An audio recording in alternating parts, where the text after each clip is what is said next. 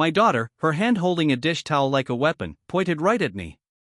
You either do what Stefan asks or get out of this house. I didn't raise my voice. I didn't ask her to repeat herself. I just looked at her. I stood in the kitchen I'd renovated with my own hands, inside the house I'd paid for with 45 years of my life. Then I turned to the coat rack, took my jacket, and walked out. That was the instant everything changed. It wasn't with an argument, but with the quiet click of a door latch behind me. The grocery bags were cutting into my palms by the time I reached the entryway. The keys were still warm from the ignition. The soft Wyoming spring light filtered through the windows, casting golden strips across the floorboards Annalise and I had refinished with our own hands back in '07. Usually light like that would have made me smile, but that day it only made the dust easier to see. Stefan was already sprawled across my recliner, the one Annalise gave me before the cancer came. His socked feet were kicked up like he owned the place, the remote balanced on his stomach, and one of my Coronas hanging from his fingers. Hey, Klaus, he mumbled, eyes still glued to the game. Grab me another one while you're up. I set the grocery bags on the counter. 2 gallons of milk, a loaf of rye, and eggs. I'd spent the last of my social security check on things for the house they lived in, the house I paid for. And yet, Stefan's voice, bored, casual, and entitled, cut through the air like a dull knife. Corona, not that cheap stuff you drink. I didn't say anything at first, just stood there facing the refrigerator. He hadn't even looked at me, just assumed I'd obey. Stefan, I said, keeping my voice steady. I just walked in. Let me put these away first. He didn't move. What's the big deal? You're already standing. I'm comfortable. Don't make this a thing. That's when Frida walked in from the hallway, her blonde hair pulled back in that hurried ponytail she always wore when she didn't want to deal with things. What's going on? She asked, looking between us. Your dad's being difficult, Stefan said, still not looking at me. I asked for a beer, and now it's a federal case. Frida gave me a look I hadn't seen since she was 17 years old. Disappointed, a little embarrassed. Dad, just get him the beer. It's not worth the fight. Stefan stood up slowly then. Taller than me, broader, too, but not smarter. Not wiser. Here's how it's going to work, Klaus, he said, stepping close enough that I could smell the hops on his breath. You live here. You contribute. When I ask you for something, you don't question it. No attitude, no back talk. Just do it. That's when Frida joined him. She wasn't yelling.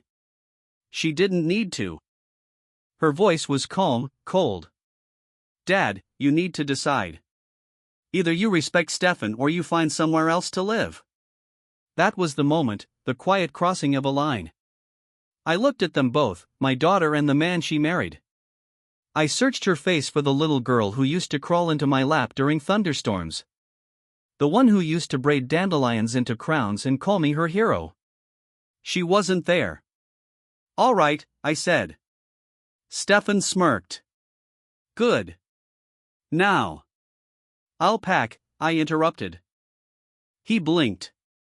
Frida's jaw dropped slightly. They thought I'd do what I always did. Shrug, mumble, back down. But not this time.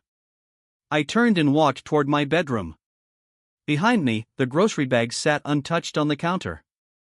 I didn't hear a word from them as I rolled my suitcase from the closet. The green one, the one Annalise and I took on our trip to Glacier National Park back when we still believed we had time. I packed slowly, deliberately. 3 shirts, 1 sweater, 2 pairs of slacks, the shaving kit I'd had since the Gulf War, my reading glasses, my notebook, the photo of Annalise wrapped gently in one of my old undershirts. It wasn't about grabbing everything. It was about reclaiming something. Outside the door, I could hear them whispering. The urgency in their voices rising with every passing minute, but I didn't stop. My hands moved calmly, folding the same way I'd folded Frida's baby clothes decades ago. And then I wheeled the suitcase down the hallway. Stefan had returned to the recliner. Frida was now by the kitchen, arms crossed, trying to look composed. No one stopped me. No one said goodbye. The Buick started on the first turn of the key. I didn't check the window to see if they were watching. I didn't look back. The 35-minute drive to the Golden Valley Inn was quiet. Just me and the hum of the tires. I passed the old church where I'd once walked Frida down the aisle. I passed the high school football field where Stefan used to yell at referees like it was his career. The town hadn't changed, but I had. When I pulled into the gravel lot of the Golden Valley Inn, it felt more permanent than it should have. The neon sign flickered. The siding was chipped, but the woman behind the desk didn't ask questions. Room 7, first floor, non-smoking, paid in cash. The room was small but clean. A bed, a chair, a TV I wouldn't turn on. I sat on the edge of the bed and opened my notebook. I flipped to the pages that mattered. Frida's tuition, $40,000. Her wedding, $25,000. The down payment on the house, $80,000. Mortgage assistance, groceries, utilities, insurance. I stopped adding after $250,000.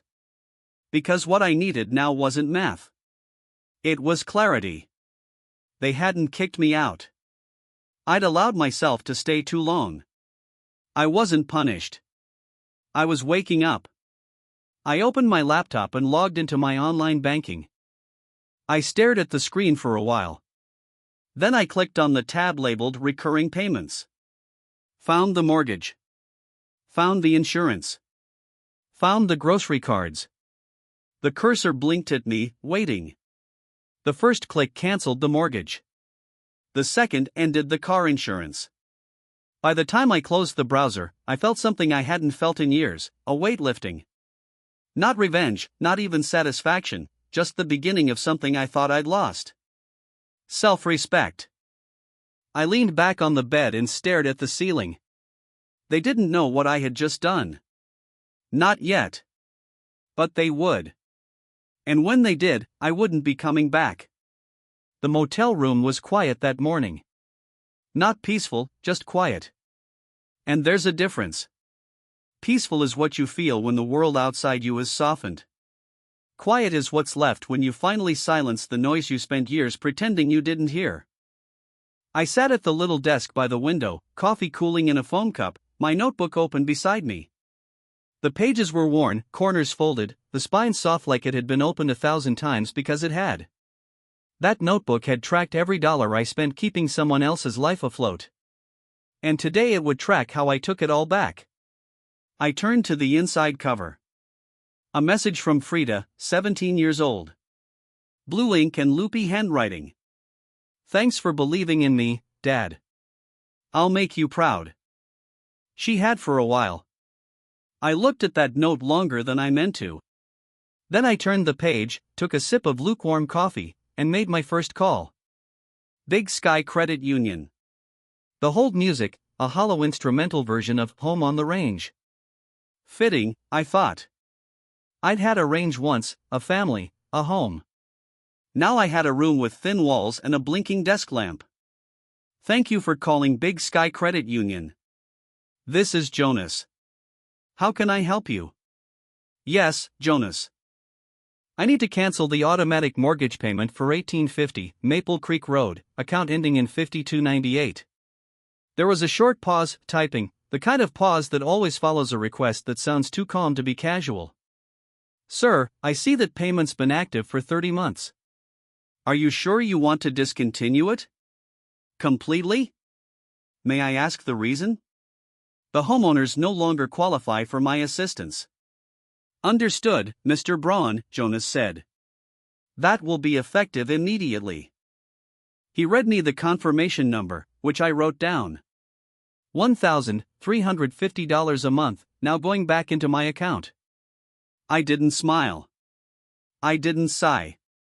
I just moved on to the next item. The second call was to Summit Insurance. Stefan had added both his pickup and Frida's sedan to my policy 4 years ago. Said it was temporary. Everything with Stefan was temporary except his expectations. Hello, this is Helga with Summit Auto. How can I assist you? Yes, Helga. I need to remove 2 vehicles from my policy. A 2019 Ford F-150 and a 2016 Toyota Camry. They were no longer part of my household. She asked for the vehicle identification numbers. I had them. Of course, I did. I'd paid the bills every month. I'd watched Stefan's truck get new tires while I drove on old ones. I'd paid $315. $50 per month to insure 2 vehicles I never touched. Helga confirmed the removal. She said they'd have 14 days to secure new coverage. I made another note in the notebook. Auto insurance terminated. Confirmation number recorded. Then came the credit cards.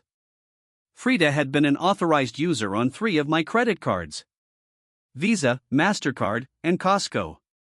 It started during her honeymoon, just for emergencies. 6 years of shoes, groceries, electronics, cosmetics, and spa visits, all in my name. I told myself it was love, that helping her was part of being a good father, but helping and enabling aren't the same thing. I see that now. Visa was polite, efficient. Removing an authorized user won't affect the existing balance, Mr. Braun, the agent explained. But she won't be able to make new purchases. That's exactly what I want. I repeated the process with the other 2, each time feeling the same quiet relief, like untying knots that had been cinched too tightly for too long. By noon, I'd canceled over $2,500 in monthly drain. I printed every confirmation, organized them into folders, labeled and stacked them. 1 for the mortgage, 1 for insurance, 1 for credit. This wasn't vengeance. It was bookkeeping. Clean, legal, irrefutable. Then I sent an email to my attorney. The subject line read, Amendment Request. Hello Gunther, please update my estate file. Frida and Stefan are no longer in my residence. Financial support has ended.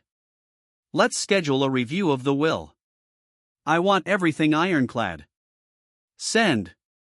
I stared out the window for a moment. The view was nothing special. Just a parking lot, a gas station, a few birds fighting over a fast food wrapper.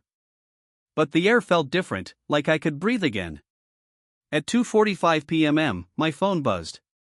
A text from Frida. Hey, Dad. I think something's wrong with the mortgage. Can you check? I didn't answer.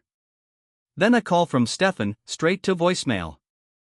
I listened to their messages in order, one by one, like chapters in a book I already knew the ending to. First, confusion. Frida's voice, Dad, the bank said the mortgage bounced. That can't be right, right? Second, frustration.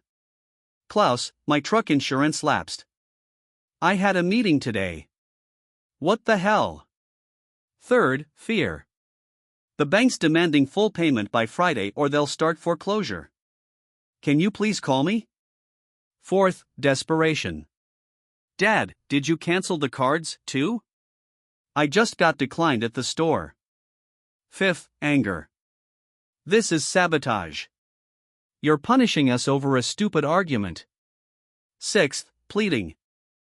Dad, I didn't mean it. We didn't mean it. Can we talk? I saved every message, then transferred them all to a universal serial bus drive, labeled it Voicemails, April 2026. I wasn't planning a court case, but I believed in documentation. If they ever tried to paint me as unstable or worse, I wanted the truth preserved. Later that afternoon, I walked down Elm Street. The hardware store was still there. So was the bakery where Annalise used to buy cinnamon rolls every Sunday. Nothing had changed. And yet everything had. I wasn't just a father anymore. Not a sponsor, not a backup plan. I was a man walking forward for the first time in years. When I returned to the motel, I opened my laptop again, searched Wyoming property deed transfer. Then I picked up the phone and called my attorney back. Gunther, I want to donate the house. There was a pause on the other end. Permanently? Yes. To the Wyoming Veterans Housing Initiative. He didn't respond at first. Then he said, that's a big move. No, Gunther. It's a clean one. I want the house to go to people who understand sacrifice, not people who think it's owed to them. By the time I hung up, the first cracks were already showing in their lives. And I'd done it all with a keyboard, a phone, and a notebook. No yelling, no fights, no slammed doors, just numbers, just facts, just freedom. At 7:25 p.m., my phone rang again. I didn't answer, but I smiled. They had no idea how much more was coming. And the best part? Everything I'd done was already done. By Wednesday, my phone had collected 30 missed calls. I let every one of them ring. No rush. People reveal themselves better in panic than in calm. And I wanted to hear exactly how deep their understanding ran, if it ran at all. That morning, I sat at the motel's wooden desk with the Universal cereal bus drive in one hand and my coffee in the other, replaying the voicemails in order. The early ones had an almost amused tone, as if this was all a misunderstanding. Frida's voice still light. "Hey, Dad. Not sure what happened with the mortgage payment, but the bank left a weird message. Can you check on it?" Stefan followed a few hours later, clipped, distracted. "Klaus, insurance is down on the truck. I've got meetings this week. Fix it." By the sixth message, something shifted. Frida's voice cracked around the edges, a tremble underneath her usually practiced calm. "They're saying if the full payment isn't in by Friday, they'll start foreclosure proceedings." "I don't understand. Why would they say that?" Her voice wasn't angry yet, just confused. A daughter was trying to solve a puzzle with one piece missing, the piece she had pushed out of the house 5 nights ago. Stefan's tone was different. Sharper, more entitled. "Klaus, I've got people asking why I don't have valid coverage. It's embarrassing. You need to handle this today." He didn't ask if I was okay. He didn't even bother pretending this was a partnership. He expected results. Always had. By the 9th voicemail, the tone had changed completely. Frida was crying. "Please call me. We can figure this out. We didn't mean to hurt you." Then a pause, then silence. Her voice broke as she whispered, "I think I messed up." It should have hit me harder than it did, but something in the way she said it, like a child afraid of consequences, not a woman reckoning with them, left me unmoved. I didn't delete the messages. I archived them, organized, timestamped. I believed in preserving evidence even when forgiveness was on the table, if forgiveness ever made it there. By Friday, Stefan was no longer asking. He was shouting. "You selfish old bastard. You're punishing us because you didn't get your way. Grow up. You want to be alone? Fine. Stay in that dump and rot." That one I listened to twice. Not because it hurt, but because it confirmed what I'd long suspected. The only reason Stefan had ever tolerated me was because I kept the lights on. Around noon, there was a knock on my motel door. I didn't flinch. Through the peephole, I saw them both. Frida was in a wrinkled sweater, eyes swollen. Stefan was in his usual jacket, looking like he hadn't slept. I opened the door just wide enough to be polite. "Opa," Frida said, her voice small. "We need to talk." I didn't invite them in. I didn't smile. I just waited. Stefan took a step forward. "About the mortgage, the insurance, all of it. You can't just stop paying. That's our house." "No," I said quietly. "It's my house. My name is on the deed. I signed the loan. You were guests." Frida's eyes filled with tears. "You can't mean that." "You gave me an ultimatum," I replied. "Obey Stefan, or leave." I chose to leave. "Now you're shocked I did exactly what you told me to do." Stefan tried to push past civility. His voice rose. "This isn't about a beer.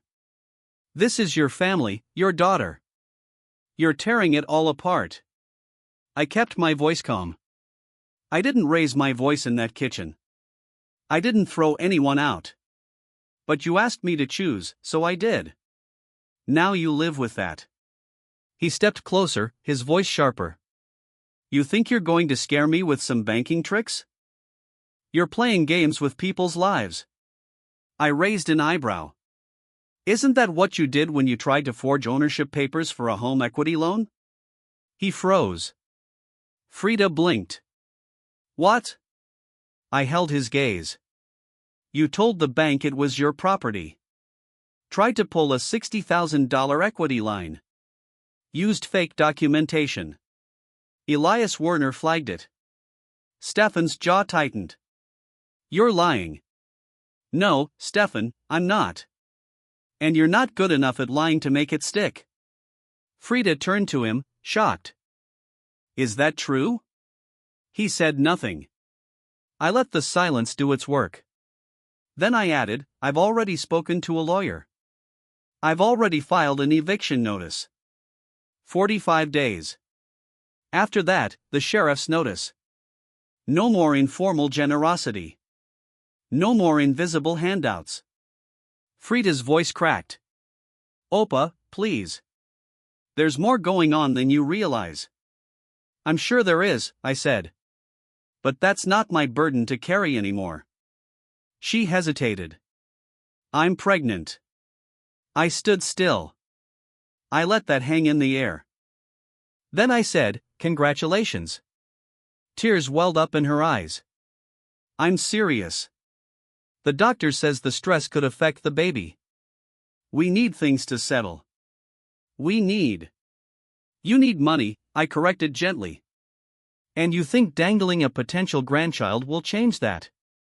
But Frida, I spent $65,000 putting you through college, another $28,000 on your wedding, $82,000 for your down payment.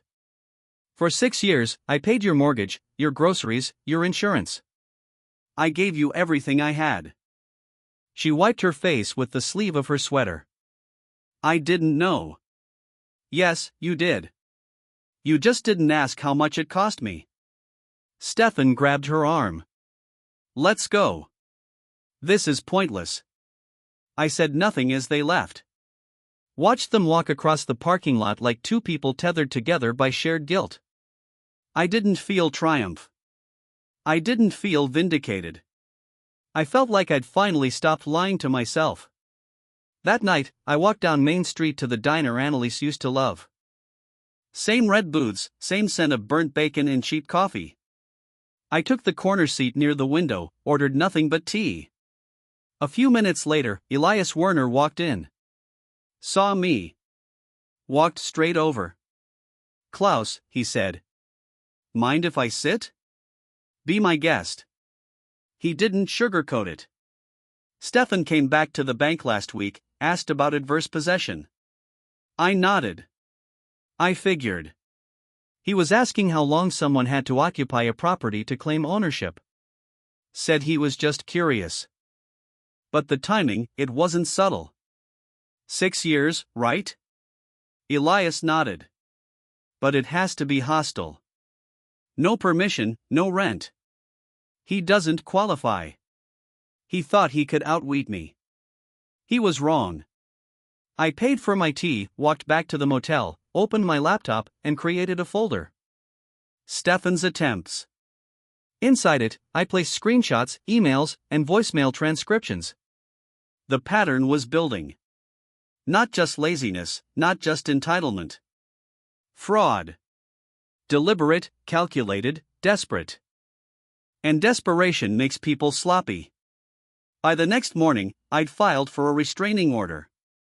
It wasn't because I was scared, but because I knew what men like Stefan do when the money's gone. Eric, the motel manager, knocked on my door just after breakfast. Mr. Braun, he said. That guy came by last night. Stood out front, didn't say much, just paced, muttered, then drove off. Did the cameras catch him? I asked. Sure did. You want a copy? Please. I forwarded the video to my attorney and the officer handling my case. That same afternoon, I received confirmation. The restraining order was signed. Stefan was legally prohibited from coming within 600 feet of me or my property. I forwarded the order to the sheriff. Frida called later that day. I answered. Dad, Stefan's losing it. The creditors are calling. They know he doesn't own the house. They're threatening to garnish his wages. They should, I said. He borrowed. He lied. He made that bed. What am I supposed to do? You have choices, Frida. Same as I did. You can face what's true or keep defending what's broken. She was quiet, then barely above a whisper, he's planning to leave town. I figured. I replied. And the house? It's already in transfer. It's going to the Wyoming Veterans Housing Initiative. Silence. You gave it away. I gave it to people who know what sacrifice means. She didn't cry. She just said, "You're not the same." No, I replied. I'm finally me again. That evening, I watched through the motel window as the sky turned orange over the rooftops. Stefan was unraveling. Frida was waking up. And me, I was ready for whatever came next. Because now I wasn't reacting. I was writing the ending. It started small. A glance too long at the gas station. A subtle shift in the way the pharmacist said, "Have a good day," with a little too much emphasis. I'd lived in this town for nearly 35 years, long enough to understand its language of silence. People here don't confront, they observe, and they remember. The cashier at Kroger no longer asked if Frida was coming by to help me shop. The mailman, Jurgen, slowed his steps by my motel door as if wanting to say something, but unsure how to begin. I didn't offer him anything. I just nodded. That was enough. For days after Stefan's last outburst, I went to the post office to redirect some final paperwork. Frau Hilda, who had handled mail here longer than most people in town had been alive, leaned across the counter and asked in that sweet but pointed tone of hers, "Klaus, why aren't you at the house these days? Everything okay out there on Maple?" I met her gaze evenly. "I'm staying somewhere quieter for now." She blinked. Just once. Then she nodded slowly like someone who just confirmed a hunch she'd been chewing on for days. "Well," she said, "some quiet's earned, some's forced, but either way, I hope you find what fits." I thanked her, walked out into the thick summer air, the kind that made every step feel like a conversation you didn't want to finish. That evening, I went to the hardware store. No reason. Just needed nails. Maybe I needed to be around shelves again. Wood, metal, concrete, things that stayed where you put them. Gunther, the owner, saw me from across the aisle and walked over without a word. He handed me a receipt before I even made it to the counter. "On the house," he said. I looked down. 3 boxes of nails, some sandpaper, and a small container of wood stain. "I didn't ask for this." "No," he replied. "But I've seen things, and I figure if a man's rebuilding something, the least we can do is make sure he doesn't have to start from scratch." I left the store with more weight in my chest than in my hands. It wasn't pity. Pity is hollow. This was something else. Recognition, maybe. Quiet justice. By the weekend, I began walking past my old neighborhood again. Not to spy, not to gloat, just to see. The lawn had grown high. Trash cans were overflowing. The porch light was still out. Stefan had never figured out how to replace the sensor. And Frida's car hadn't moved in days. No kids playing out front. No music through the window, just a house pretending to be a home. I stood across the street for a moment too long. Frau Schmidt, who used to bring us cookies every Memorial Day, called from her porch. "Klaus?" I turned. "You need a ride anywhere?" she asked, already knowing the answer. I shook my head. She nodded. But as I walked away, I heard her mutter loud enough for the wind to carry, "You were too good to them." The words stuck. Later that day, I found a letter slid under my motel door. No name, no address, just 5 words written in shaky ink: "We see more than you think." There was a $25 bill folded inside. I didn't know who sent it. I didn't care. What mattered was this: truth doesn't always need to shout. Sometimes it just needs to be seen. The next morning, I got coffee at Johanna's diner. It used to be our Sunday spot, mine and Annalise's. Frida would join. Sometimes we'd sit by the window splitting hash browns and memories. This time, I sat alone but not unnoticed. Johanna herself came over, poured my cup without asking. She looked at me for a beat longer than usual. She told people that I stormed out, I said quietly. Johanna's lips pressed thin. Only once. Loud enough at the salon. But it didn't land the way she hoped. I nodded. People choose their truths carefully. Not when they've been served coffee here for 25 years. They don't, Johanna said. Then she leaned in, almost conspiratorial. We all remember the man who paid for the Christmas lights downtown when the city budget ran dry, who shoveled old Frau Henson's driveway after her hip surgery. People don't forget who built the house just to give it away. I thanked her, ate slowly. That day, I didn't feel invisible. That evening, Frida called. I answered after the fourth ring. Dad, she said, they're cutting power to the house tomorrow. I'm aware, I replied. I don't know what to do anymore. You do, I said. You just don't want to. She hesitated. Can I come see you? I paused. Yes, but not here. Meet me at Annalise's bench. It was the old wooden bench near the town square, the one I had built after she passed. I waited 20 minutes. Frida arrived, wearing the same gray cardigan she'd had on the night I left. Her face looked different now, hollow, less proud. She sat slowly. I told people you were being dramatic, she said. That you just wanted attention, that you were punishing me. I said nothing, but no one believed me. Not really. They knew you. And the more I tried to justify it, the worse it sounded. I still said nothing. I wanted you to feel sorry, she continued. But you didn't even flinch. That's because I wasn't trying to win, Frida, I finally said. I was trying to stop losing. She looked down. People are talking. Stefan lost his job.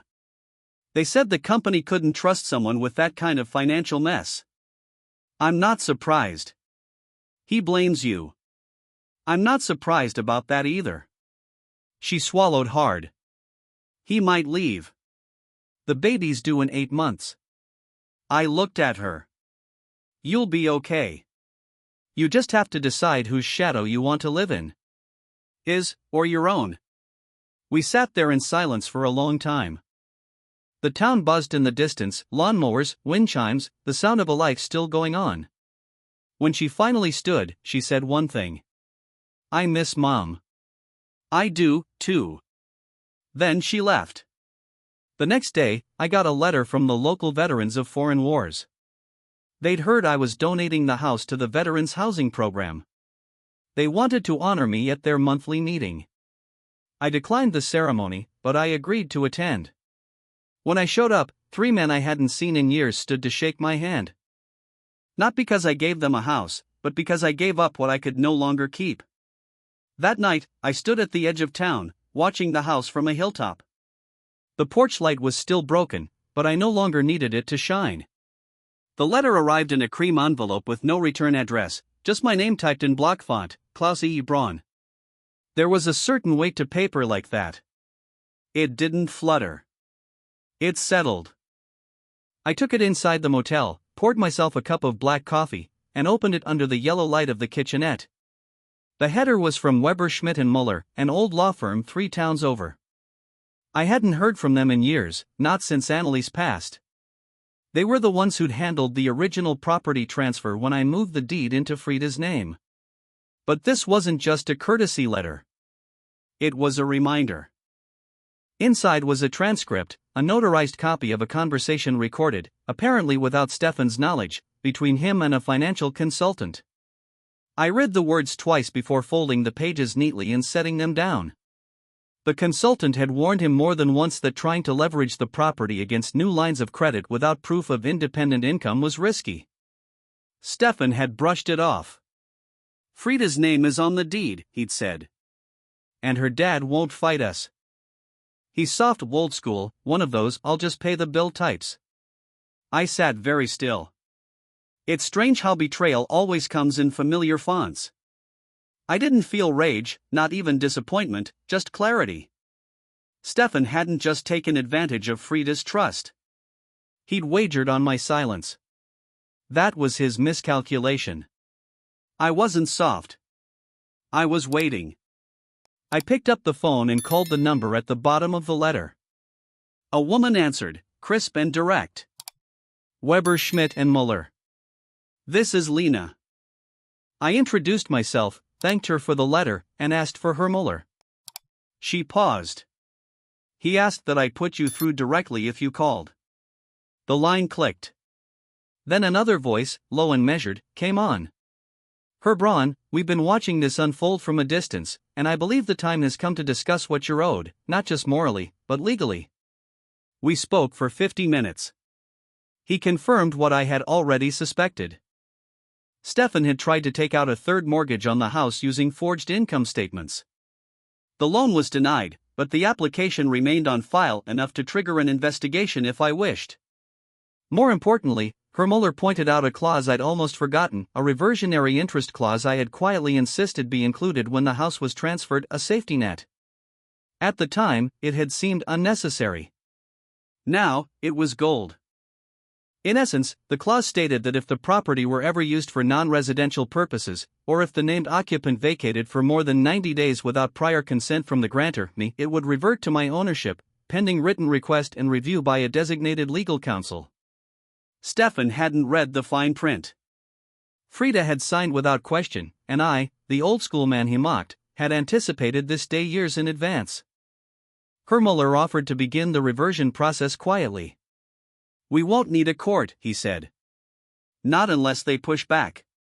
But given the current mess on Stefan's record, I suspect he'll be too busy salvaging what's left of his credit. I agreed. Not out of vengeance, but because the house wasn't just brick and lumber. It was Annaliese's voice in every corner, the fireplace I built with my own hands, the oak tree under which Frida took her first steps. For 3 weeks after our conversation, I made myself scarce. I spent afternoons at the library, going through old photo albums I'd scanned to my online storage. I made backup copies of documents, receipts, and financial statements. I labeled every folder with care: utilities, canceled bank accounts, closed insurance, transferred. Every label was like a stitch, closing a wound they thought they'd left open. I wasn't bleeding anymore, I was documenting. Then one morning, I got a call from an unfamiliar number. I answered. It was Frida. Her voice shook slightly. Opa, did you send some kind of letter to the bank? No, I said, telling the truth. I sent it to a lawyer. He sent it to the county. Silence. Then, they say the title's in dispute. That we might lose the house. I'd say that's accurate. You didn't warn me. I did, I replied, just not with words. She was quiet for a long time. Then she said something I hadn't expected. Stefan left. I didn't answer. He packed up yesterday. Said I'd ruined everything. No, I said. He ruined his reflection. You just finally looked in the mirror. She hung up. I didn't call back. Later that week, I met with Herr Muller in person. He wore a simple gray suit and carried a leather briefcase that looked older than both of us. We filed the reversion, he said, and the county's office confirmed the clause is valid. The title will revert to you within 15 business days, pending no formal challenge. He didn't blink. And if they challenge, they'll lose. The chain of ownership is airtight. I've taken the liberty of preparing a rental agreement should you wish to let Frida stay under new terms. I looked at the paper. It was simple, clear, fair, and non-negotiable. I won't charge her rent, I said. But I won't give her keys, either. If she wants to live there, she can re-earn the right. He nodded. Understood. On the way out of the office, I passed a young man in the waiting area. His eyes followed me as I walked past. He didn't speak, but the look in his eyes was one I'd seen before. Young, entitled, certain the world owed him something. I wondered for a moment if he was someone else's Stefan. Then I walked on. By the time I returned to the motel, the sky had turned the color of polished steel. Rain threatened but never arrived. I sat by the window, sipping coffee gone cold and watching the headlights pass. I wasn't angry. I wasn't smug. I was settled. There's a kind of peace that comes not from justice, but from the slow, methodical undoing of a lie. Brick by brick, form by form, clause by clause. At 9:20 p.m., my phone buzzed again. A text from Frida. It read, "He's gone. The lights are off. I'm scared." I didn't reply, not out of cruelty, but because some lessons need to echo in the silence before they're understood. I stared out the window a moment longer. Then I picked up the copy of the reversion clause and slipped it back into the envelope. On the front, I wrote in clean block letters, "For your records." I addressed it to her name, only hers, not his. There's a bench outside the old library on Oak and Fifth, painted forest green, though time and sun have stripped most of the color. Its legs are uneven. One corner always wobbles just slightly when you sit. I used to hate that. I used to think if the city just fixed this one thing, maybe the world would feel a little more orderly. But now, I sit on that wobble on purpose. I've learned that imbalance is what teaches you to stay upright. That morning, I sat there with a paper bag on my lap, 2 apple turnovers still warm from the corner bakery. They only baked them on Saturdays, and Annalise used to say, the ones with the uneven edges always had the best filling. She liked imperfect things. I never understood why until now. Frida used to meet me here after school when she was 12. She'd come running from St. Elizabeth's across the street, backpack bouncing, eyes too big for her face. Annalise would pack 2 snacks, one healthy, one not. Frida always chose the non-healthy one first, then offered me the carrot sticks as if that somehow evened things out. I used to think those moments would last forever. That if you did everything right, paid the bills, stayed faithful, worked hard, love would stay where you left it. I was wrong. The truth is, love drifts like fog. It doesn't ask permission. And if you don't tether it with truth, it finds other harbors. I think Frida stopped seeing me as her father the day I let too much silence take over. Not malice, not distance, just silence. I stopped telling her how the mortgage worked. I stopped explaining why I drove an old truck instead of leasing a new one. I thought I was protecting her from the weight. But weightlessness can be dangerous, too. Especially when the first man to promise her something shinier makes it sound like safety. A few kids biked past the bench, laughing too loudly. One of them dropped a plastic bottle that rolled under a bush. None of them stopped to pick it up. That's the world now. No pause, no memory, just forward. But me, I stayed still. I took out 1 turnover and bit into it slowly. The cinnamon hit the back of my throat like a memory. I don't know why, but in that moment, I imagined Annalise sitting beside me. Not ghostly, not spectral, just present. Her cardigan sleeves rolled up the way she always did when she was ready to argue. "She's not cruel," I imagined her saying. "She's just borrowed too much from someone who is," and I knew she meant Stefan. I've learned not to respond to the memory of Annalise like she's there. That's a slippery slope, and grief knows how to blur lines. But I do talk back in my head sometimes. I told her right then that the house was coming back to me, that the clause worked, that Stefan had left, that Frida was alone. I waited for Annalise's voice to say something triumphant, but it didn't. It just said, "Then go see her." I shook my head. "Not yet," I muttered to nobody. And I didn't. Instead, I went to the church records office. I don't know what drew me there, but it felt like a thread I had to follow. Inside, it smelled like lemon cleaner and old ink. The receptionist was kind, soft-spoken. I asked if they still had the archives from the St. Elizabeth's Fathers and Daughters fundraiser in 2006. She blinked, surprised, then nodded. We don't get many requests that specific. She returned with a box. Inside were photos, black and white Polaroids and faded Kodak prints. And there it was, Frida in a white dress with a crooked bow standing between me and Annalise. My hand on her shoulder, her smile crooked like she'd lost a baby tooth the day before. I stared at that photo for longer than I should have. Not because I missed it, but because I finally realized what it meant. Back then, I was present, yes, but not emotionally visible. I posed. I provided. I protected. But I didn't narrate my love. I didn't tell Frida when I was afraid, or tired, or unsure. And so she learned strength was silence. And now she was drowning in it. I left the church office with the photo tucked into my jacket. I didn't call her. Not yet. But I did drive past the house, my house. The windows were dark. The porch light was off. Her car was still in the driveway, but there was no movement behind the curtains. I sat across the street, engine off, for what must have been 25 minutes. The mailbox still had the same dent I'd accidentally made backing out too fast the day we moved in. The tulips she and Annalise planted had long since died, replaced by cheap gravel and light-emitting diode path lights. Stefan's touch, efficient, lifeless. I didn't get out of the truck. I didn't knock. I just watched and thought about the line between giving and disappearing. About the line between dignity and pride. About what Annalise would have done.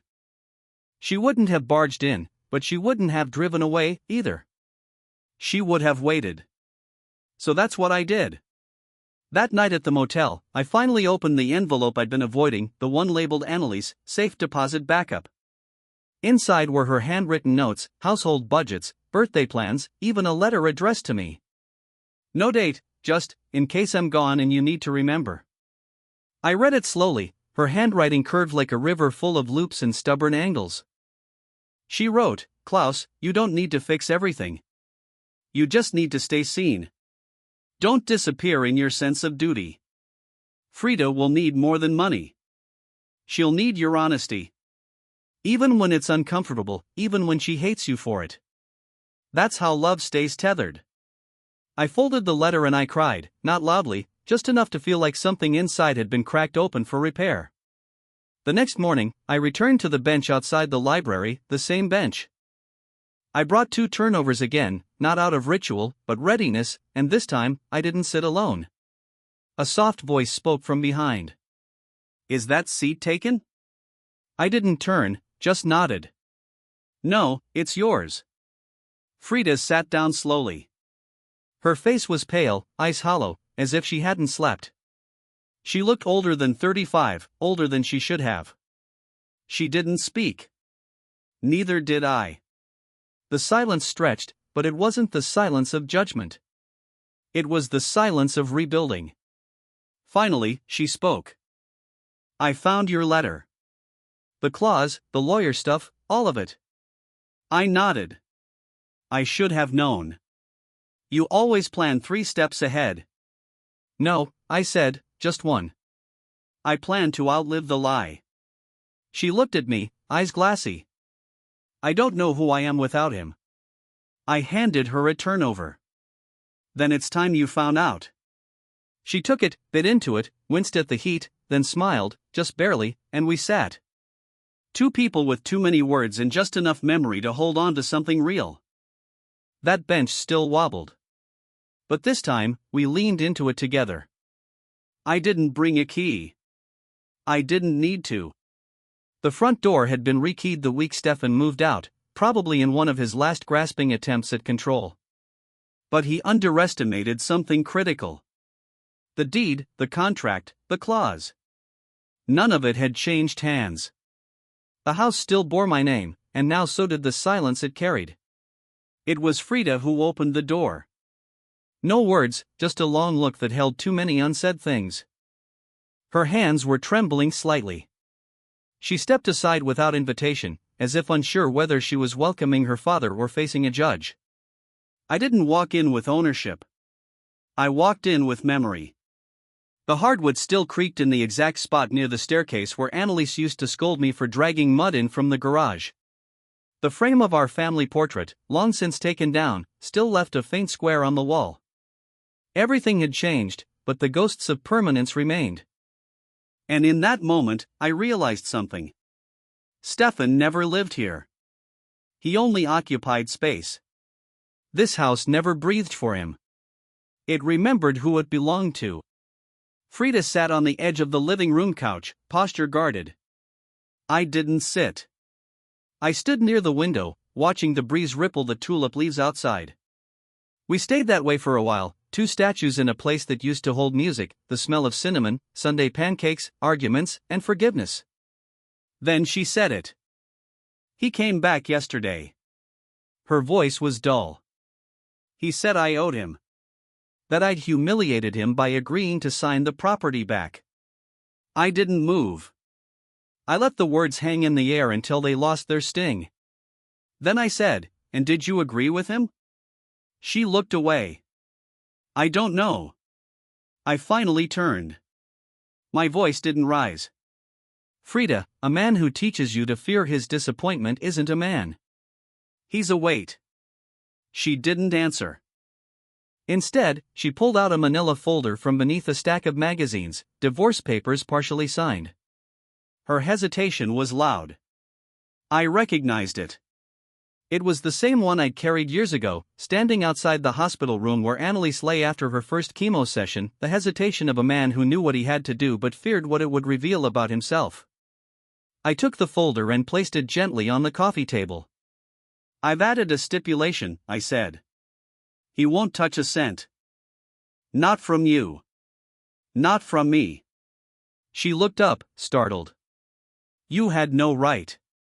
I had every right, I interrupted. You're still my daughter. You may not want that protection, but you'll have it whether you like it or not. Silence followed, but it wasn't angry. It was something older, heavier, like standing inside a childhood room you hadn't entered in decades.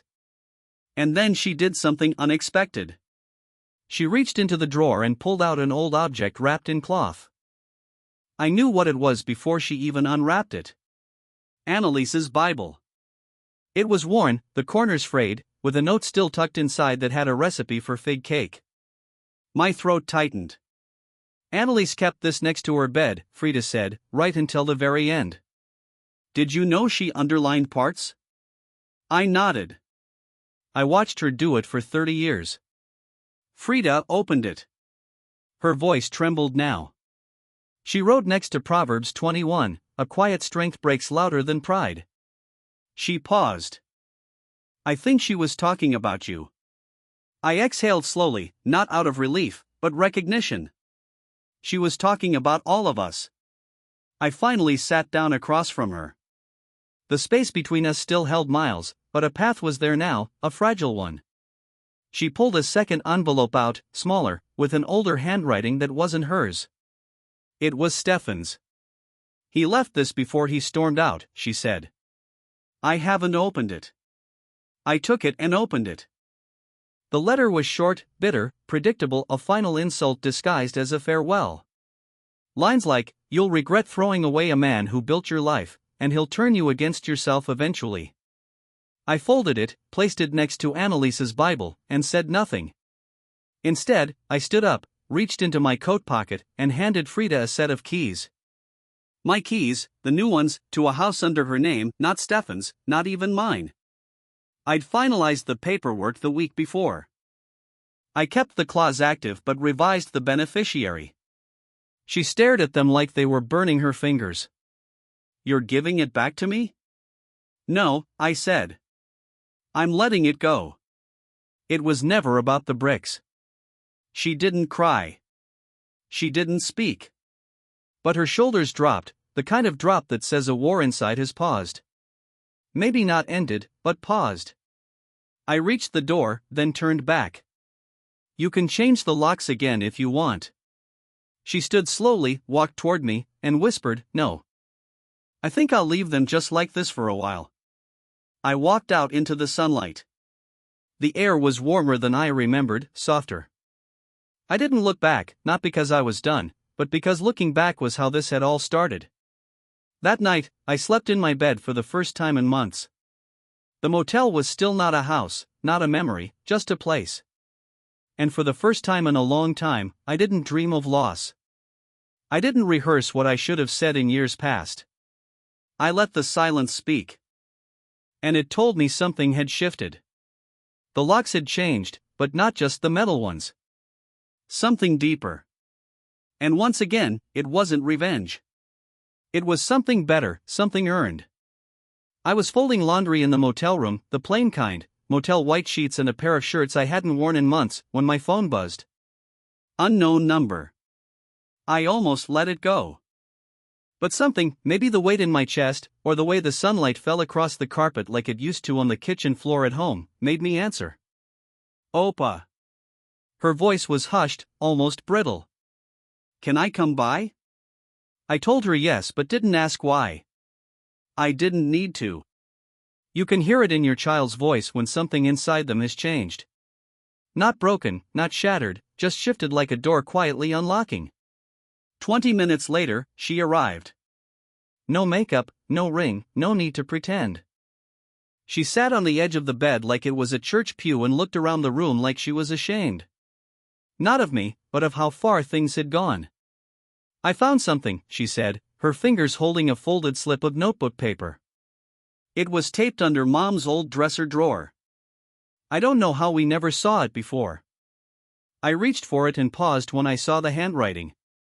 Annalise's, still graceful, still looping, like it always was when she left me notes on the fridge. But this wasn't a recipe. It wasn't a reminder. It was dated 3 months before her last hospital visit. The words, once I started reading them, ran deeper than I expected. If you're reading this, you've likely found yourself at a crossroads. Maybe it's Frida. Maybe it's Klaus. Maybe it's both of you. If I've learned anything in this house, in this life, it's that silence can be both a weapon and a shield. Klaus uses it as armor. Frida uses it as a plea. I've watched the two of you miss each other in plain sight, standing in the same kitchen, breathing the same air, but talking through ghosts. If I'm gone, then I need to say this. Klaus, don't just protect her. Teach her how to protect herself. And Frida, don't wait for someone to permit you to be whole. You already are. You always were. I love you both, but more importantly, I see you. My hands trembled slightly as I folded the paper back up. There was a long pause between us before I said, "Your mother never wasted words." Frida nodded. Her eyes were glassy, but no tears fell. Instead, she reached into her coat pocket and pulled out her phone, scrolling for something. Then she pressed play. What came next made me sit up straighter. It was a voicemail. Stefan's. His voice now shrill with panic instead of pride. You think you're clever, Frida? You think your dad's going to keep you safe from everything? He can't protect you forever.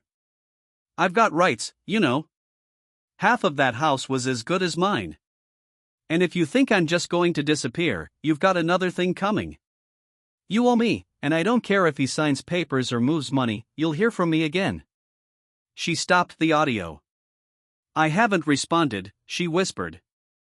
But I'm scared. I nodded. Good. Fear keeps us alert. But fear isn't the end. It's just the beginning of paying attention.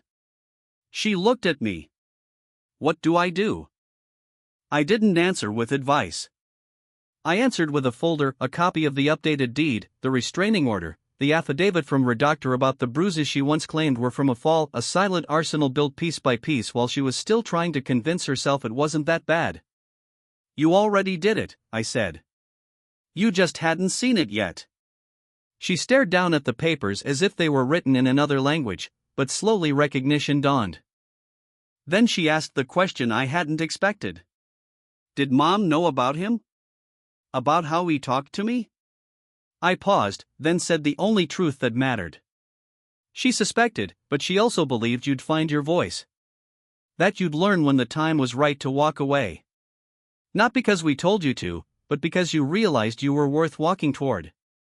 That broke something inside her. Not in a bad way, in a necessary way. She leaned forward, resting her head in her hands, not crying, just breathing heavier. And then she said the words that had been missing for years. "I'm sorry, Opa." I shook my head. No. Don't apologize for being young. Don't apologize for believing love should be loud. Just promise me you won't apologize for surviving. There was a knock at the door then, too gentle to be random, too familiar to ignore. Frida froze. Her eyes were wide. I stood, crossed the small room, and opened the door. It wasn't Stefan. It was Ilsa, our neighbor from 4 houses down.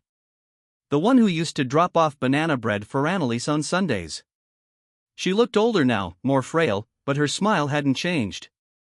"I saw your truck," she said, almost apologetically. Old name, new name. Martha Annalise. Evelyn Ilsa. Harold Carl. Walter Adams Klaus E. Braun. Brandon Wells Stefan. Natalie Frida. Marcy Helena. Bud Light local beer. Didn't know you were back in town. I nodded. Just for a while. She hesitated, then handed me a box.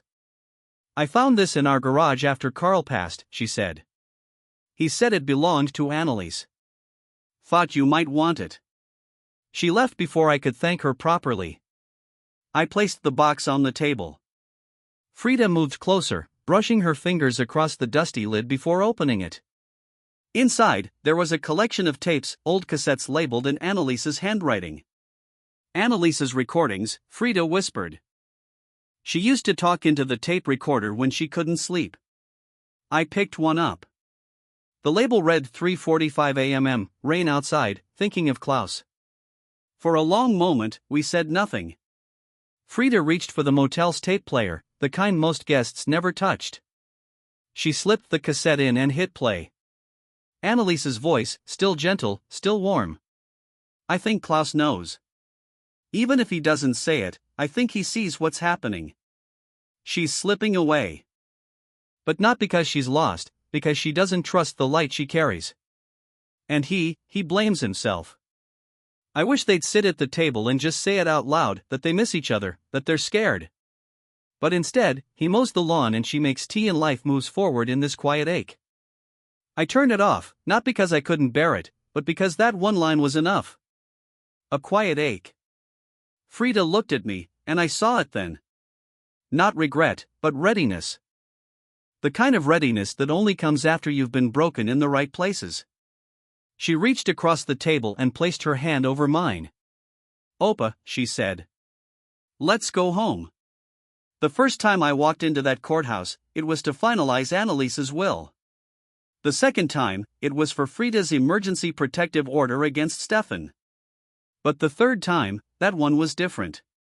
That one was for him.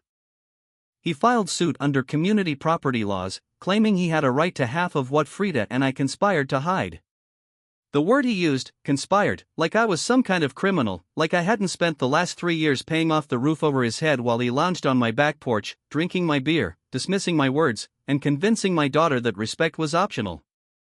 He was dressed too well that day, the suit too tight in the shoulders, the shoes shine like they belonged to someone honest.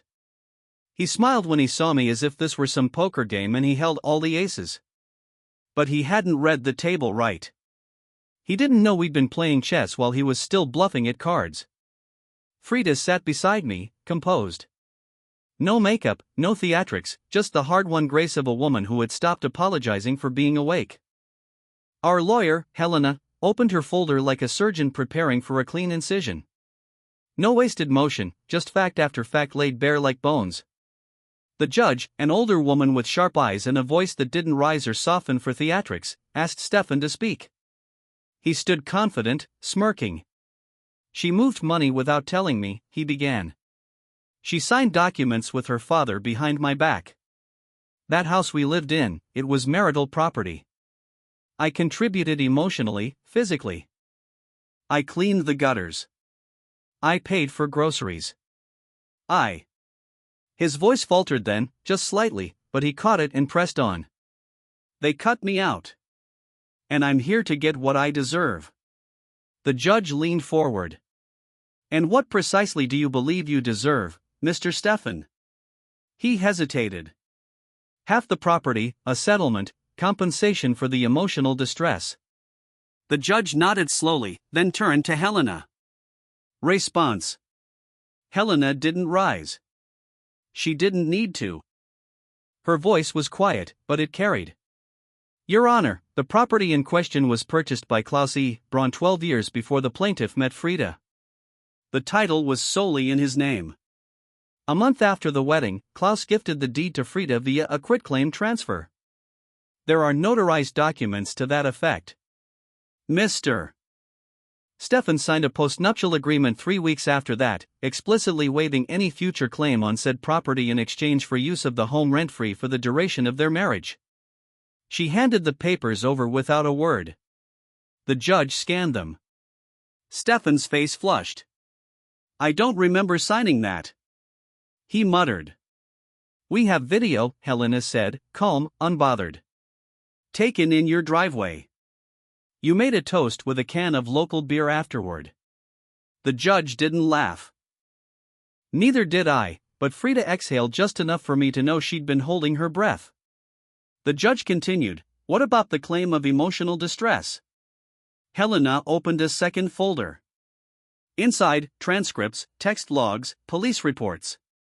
Your Honor, what Mr. Stefan refers to as emotional distress stems from his removal from the premises after violating a no-contact order. Before that, he was warned 3 times by local authorities about verbal intimidation and coercive financial control over the defendant. Stefan tried to interrupt, but the judge raised one hand. Let her finish. Helena did, and she did it beautifully. Each word was like a pin pulled from a grenade, silent until it lands. When she was done, there was no sound in the room except the rustle of paper as the judge made her notes. Then came the twist Stefan hadn't seen coming. The defendant, Helena continued, is requesting a protective financial injunction to prevent Mr. Stefan from contacting her employer, friends, or father regarding her finances. There's precedent for this based on repeated harassment over her accounts and attempts to coerce wire transfers through guilt and emotional manipulation. Stefan's mouth dropped. He turned to Frida. You told them that? She didn't answer. He looked at me. You think this makes you a good father, huh? You think this erases all the times you weren't there? You're just doing this so she'll love you again. I stood then. Not for drama, just because I'd been sitting long enough. I'm not doing this so she'll love me, I said, my voice steady. I'm doing this so she'll never need to settle for someone who doesn't. The courtroom didn't flinch. Neither did the judge. Her gavel came down like a soft tap, but it echoed louder than any shout. Claim denied. Protective injunction granted. Court is adjourned.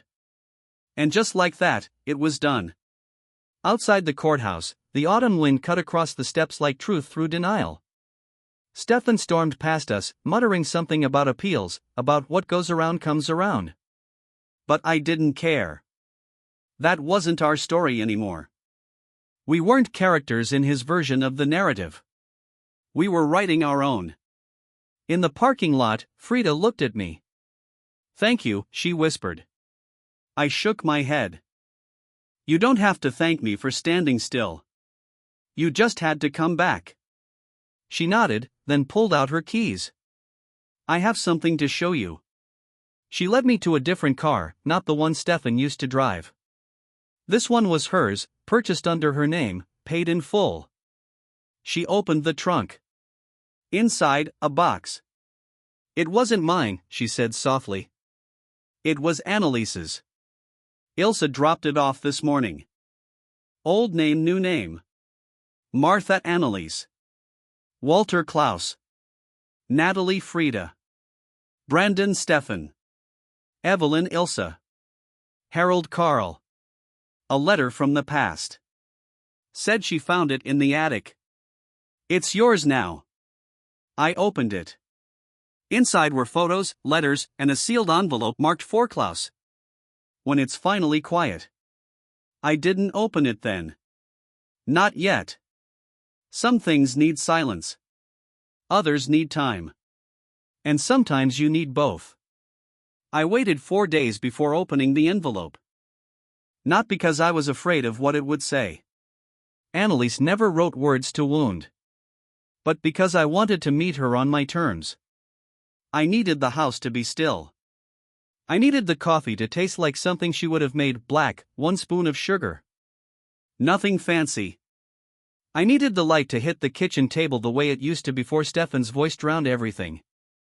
And when those conditions were met, I sat down, slipped my thumb beneath the seal, and opened the last thing she ever wrote to me. Klaus, it began. And already my throat tightened. No dear, no sweetheart, just my name. Solid, centered, unapologetic. She always said people put too much drama in how they start a letter and not enough truth in how they end it. Klaus, I don't know when you'll read this. I hope it's not grief. I hope you are not a man still tethered to the idea that love only counts when it is loud and constant. Because you and I, we were never loud. And I think that's what made us last. If you're reading this, it means something is over. Maybe it's my life. Maybe it's a chapter you finally dared to end. But either way, I want you to know I saw you. All of you, even the parts you never spoke aloud. I folded the letter halfway at that point. I breathed, looked out at the backyard. The grass had grown tall again, the way she hated, but somehow it looked less unruly now. Just honest. I unfolded the page again. You were always too generous with silence, Klaus. You gave it to me when I needed space. You gave it to Frida when she slammed the doors. You gave it to the world when it tried to tell you who to be. But I hope you know silence is only sacred when it's chosen, not when it's forced on you by those who mistake patience for permission. I knew long before the hospital that something was shifting between Frida and Stefan. I saw it in the way her eyes dimmed at family dinners. I saw it in how she flinched when he called her name, even when he wasn't angry.